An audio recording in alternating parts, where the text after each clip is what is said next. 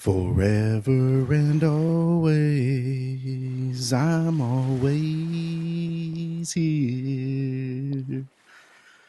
Hi, everyone, and welcome back. I'm sorry we had a little technical difficulties there. And I tell you what, after that near human lightning strike, electronics just don't agree with me. So hopefully that's something that'll fade over time, but we shall see. And now I know a couple of things we got to get to definitely, and I'm hesitant to call this episode 11 as there's just so much dang housekeeping we got to get to. And I guess first I should actually let's get this a little less formal here. There we go. I think that's much better. I think we should address the elephant in the room, and it's been a very difficult 7 days for me, 6 or 7 days, depending on how you're counting. And I just going to go come out and say it. I have been unable to procure the materials, namely a replacement full, unedited, non-remastered box set of Baywatch, and I haven't even thought about Baywatch Nights yet. That's just that's just something that's going to have to be on the back burner for right now, unfortunately. Um, I went through all the DVDs that I had, and it appears they've all either been sabotaged, like I said, or deteriorated. And I did have a very long, pointed discussion with my parents about the potential sabotage, and let's just say sparks were flying, and not the romantic kind. Not something you would see between Billy and Elena Elena Elianak, and nothing like that. These were the sparks of, I guess you could call it some anger and some, rage and things like that. But that's neither here nor there, and I'll take them at face value, despite, a decent amount of evidence that there has been some kind of sabotage, as the DVDs were working fine, and now as I transported them here to the church, they are no longer working. So it is a little bit mysterious, but again, that's just really not on my mind currently. My main goal is to get this podcast back up and running. And unfortunately, despite the trips to the video stores and, I reached out to some friends of mine, some fellow, Baywatch aficionados and things like this. And really, and I can't blame them. When you get your hands on a good box set, it's really hesitant to loan it out, and certainly under these circumstances, I can't really, I can't blame them for not just saying, "Hey, here you go, Tom, take mine," because I mean they're also doing research. They're also putting out newsletters and papers and academic papers and things like this. So, you know, I'm not angry about that. I'm just more frustrated than anything else because again, it's really my ultimate goal is to really plow through these episodes and, again, just kind of take a holistic view of it and also put it under a microscope from time to time. And it's very difficult to do that on memory. And again, I don't want to make any mistakes because that would be, to me, the ultimate sin is to make a mistake on something as critical as, was Billy Warlock in the lifeboat, or was he, part of the rescue team, or was he back at the station, doing comms? I don't want to mix that up, and I don't want to lead people down the wrong path in that regard. And that part is just very important to me. So that being said, that's more, a reason that I wanted to, make this a point 5 episode, kind of just an update on the way things are going and the way things are going to be going forward. Now, I do have a couple of fish on the line as far as getting my hands on these DVDs. And really, if worse comes to worse, again, I'm hesitant to even say this, but if worse comes to worse and I can't get my hands on these, I do have a backup plan. And I think it's something, whether or not we come to this, I think it's something everybody's going to enjoy. And I will indeed go to the remastered version on Amazon, which again, I really am hesitant to do, but I do think there's going to be a slight addition to this that's going to make everybody really happy. And let's just say, keep your ears peeled for that one. And it's going to be coming very soon, perhaps as early as midweek next week, there's a few things I got to put together, a few people I need to call, and kind of iron out the details as far as that goes. But I think everybody's going to be excited. Um, Now, in my journey to get my hands on a copy, of a complete Baywatch copy, and I'm going to make sure it's a real pristine version and not some thing recorded off the television or anything like that. Because to do the kind of work we're doing here, the anchors as well as me, I really think we need the highest quality. And let's just see here. Um, as I was searching, I used my limited amount of internet time again to get on, and I just typed in, Baywatch full season, urgent, quick, as fast as possible, into Bing and into Google and a variety of other search engines that I wasn't even aware of. And I was searching and searching and searching, and many of these listings were out of date, and a few people I was in communication with on Craigslist actually really turned out to be kind of I don't know how I would say, kind of a more of a disturbing conversation than I was used to. I met with some really odd people, I guess, who were trying to exchange more than money for for these Baywatch tapes, and I got to say that's not a bay I'm willing to travel, if you put it that way. But now I did come across something that I think is going to be a very, very valuable tool for the anchors as well as myself. And I can't believe I'd never heard of this before. And again, not to belabor the point, but I'm not very internet savvy. As again, I've explained, throughout my life, I've been very limited in my internet time. And for a while in my mid 20s, I was up to about, I think, 17 minutes a day that I was allowed on the internet. And that was really, really dynamite. And then, my parents said I was getting too involved with Baywatch, and my homeschool study started, in their eyes, lagging a little bit. And so I was cut down to about 8 minutes a day, and which really, really kind of limited my overall view of the internet. And again, it was very heavily parental controls. So I was able to play some Tetris and some, those blockbuster games, and things like that. And I think I was allowed to go on Disney Kids, which really didn't hold my interest very much.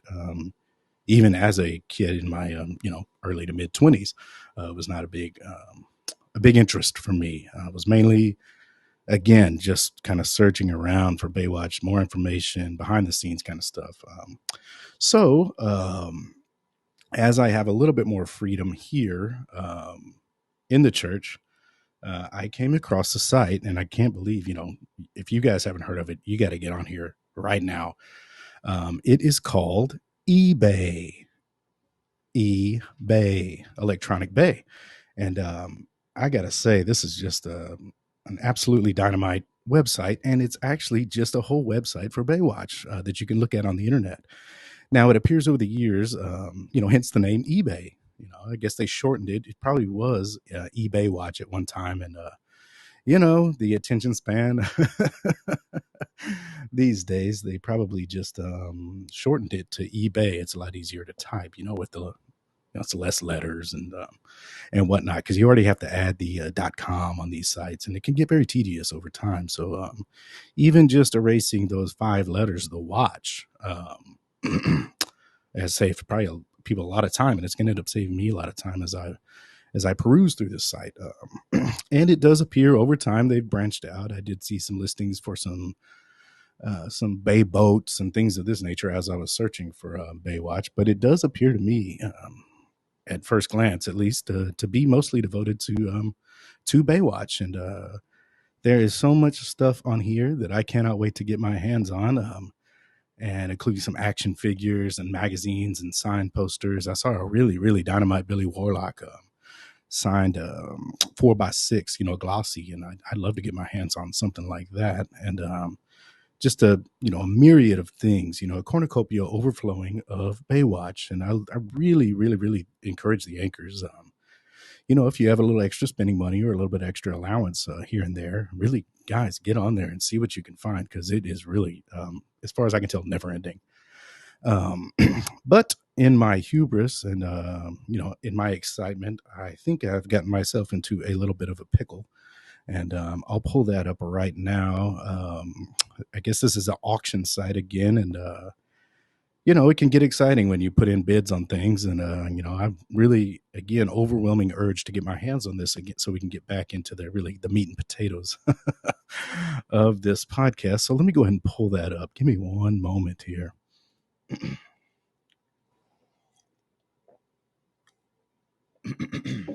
Now, feast your eyes on this. As you can see, this is a full, complete collection, all 9 seasons with the original box. And as soon as I laid eyes on this and I just glanced, I said, okay, we're going to put in a bid. And again, in my haste, I read this as $32.49. And as you can see, and as you know, it's pretty painfully obvious in retrospect that this is $324.99. So for my finances, and as I explained in the last episode, since the again, I struggle to describe this in a good way, since the upheaval at the at the church, and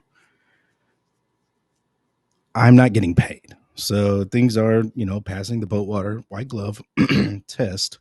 But there is no payroll. There is no accountant. There is no, infrastructure to even get me any money. So I thought even at $32, that was really, pushing it, and again, I'm not receiving an allowance from my parents anymore. So that would have really stretched me thin. Now seeing that it is $324, as you might imagine, that is just a little bit out of reach. I'd have to hit the lottery or something like that to accumulate that kind of money. And don't get me wrong, I am not at all saying this is overpriced by any means. I think even at $324, it's a very, very good price when it comes with the original box. And if you want to get online and take a look at this, you can scroll through the pictures. It is just a dynamite box set, and it's something, every anchor, every bayhead around the globe would want to get their hands on. And I can't imagine why this person is selling it. Perhaps he has it in triplicate or something like that, which, get your hands on a gold mine there. It's a retirement package based on these prices. So I put in the bid in my haste, and now I am the top bidder and the only bidder. Which again is a little bit distressing. So I have a couple of days to come up with this cash, and I have reached out to, and I'm hesitant to even say this, I have reached out to the Pastor Wewell. I found an old business card with an email on it, and so I sent him a quick email, and I suffice it to say, I'm sure the FBI and the Department of Treasury probably isn't too over the moon about that. But what they don't know won't hurt them. And the reason I reach out to Pastor Wewell is I'm wondering if maybe I could sell some of the things around the church. There's no congregation, so I was thinking maybe this gentleman here would like a few pews, church pews, or the altar boy sets, something like that. Maybe a candle, candle holder, things of these nature. We had this big boiling pot where we used to boil up the potatoes for the bruncheon and then luncheons and breakfast. So, maybe there can be some kind of bartering going on to kind of bridge the gap from the $30 to the $324.